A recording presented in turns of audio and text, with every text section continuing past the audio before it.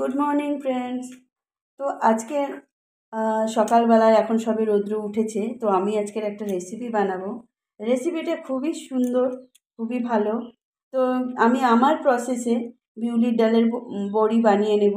তো বিউলির ডাল আমি ওভারনাইট ভিজিয়ে রেখেছিলাম, জলটা ছেঁকে নিয়েছি।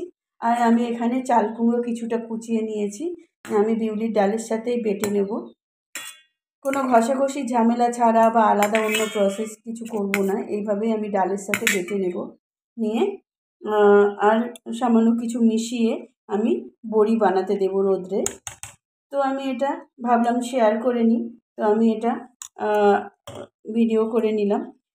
তো এইভাবে আমি মিক্সিং জারে বিউলির ডাল দিয়ে দেবো কিছুটা, আর কিছুটা চাল কুমড়ো কুচানো দিয়ে দেব, দিয়ে বেটে নেব।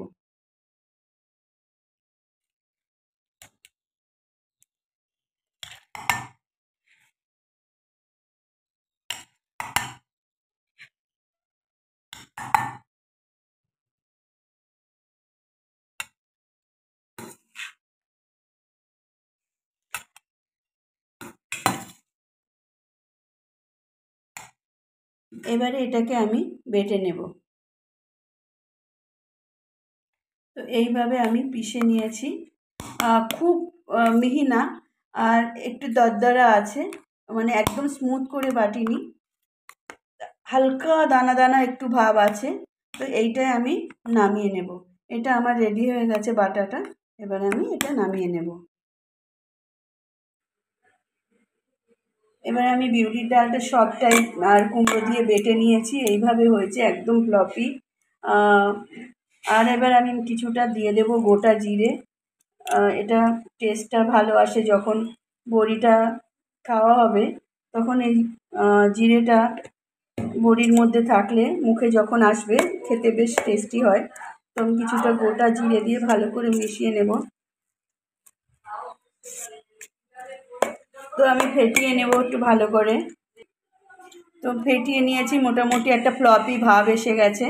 এবারে আমি একটা পরীক্ষা করে নেব যে আমার ব্যাটারটা রেডি হয়েছে কি না। এখানে আমি একটা বাটিতে জল নিয়েছি, জল নিয়ে আমি কিছুটা দেব। তো এই বাটাটা দিলাম, এটা ভেসে উঠলো, তার মানে এটা ফেটানো হয়ে গেছে। তো একদম বড়ি দেওয়ার জন্য রেডি।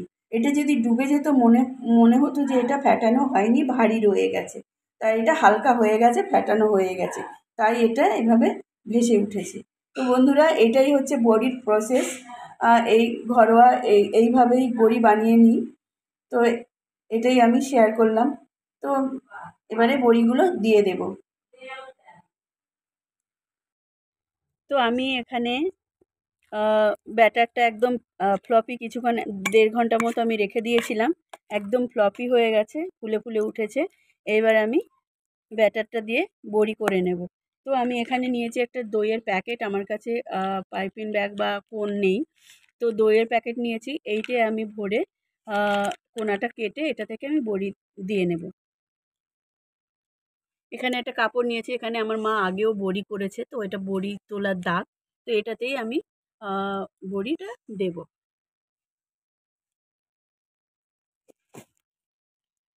তো বন্ধুরা, এইভাবে আমি একটা কোণ কেটে নিয়েছি, কেটে এইভাবে বড়িগুলো দেওয়া চালু করেছি। প্রথম প্রথম একটু ভালো হয়নি, এখানে আমার মা হাত দিয়ে দিচ্ছে, আর আমি এখানে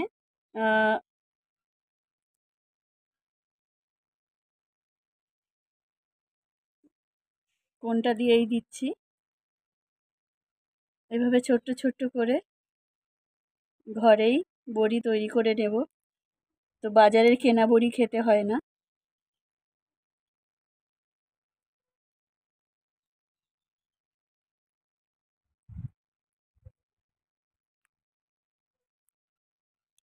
দেখুন, মোটামুটি সুন্দরই হয়। বাজারের ডাইসে তৈরি যে বড়িটা, ওটার শেপটা খুবই সুন্দর থাকে, কিন্তু এটা তো ডাইসে নয়, এটা বিভিন্ন শেপেরও এসে যায় মাঝে মধ্যে। কম বেশি চাপে একটু বড় ছোট হয়ে যায় কখনো কখনো। তো বন্ধুরা, এই হোমমেড বড়ির রেসিপি যদি আপনাদের ভালো লাগে, একদম সিম্পল সাদাসিধে, তো অবশ্যই বানিয়ে দেখবেন। আমার চ্যানেলে নতুন হলে অবশ্যই সাবস্ক্রাইব করবেন প্লিজ। ভালো থাকবেন, সুস্থ থাকবেন। বড়ি শুকিয়ে আবার দেখা হবে।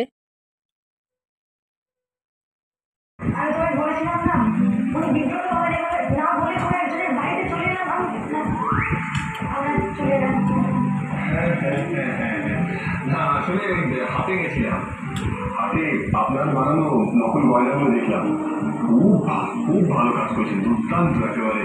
তাই আর কি মানে গয়নাগুলো যে আসল নয় সেটা বোঝাই যাচ্ছে। আর অবিকল মুকুটগুলো তো অবিকল মানে হ্যাঁ, আচ্ছা বসে বসে বসে বসে বসে বসে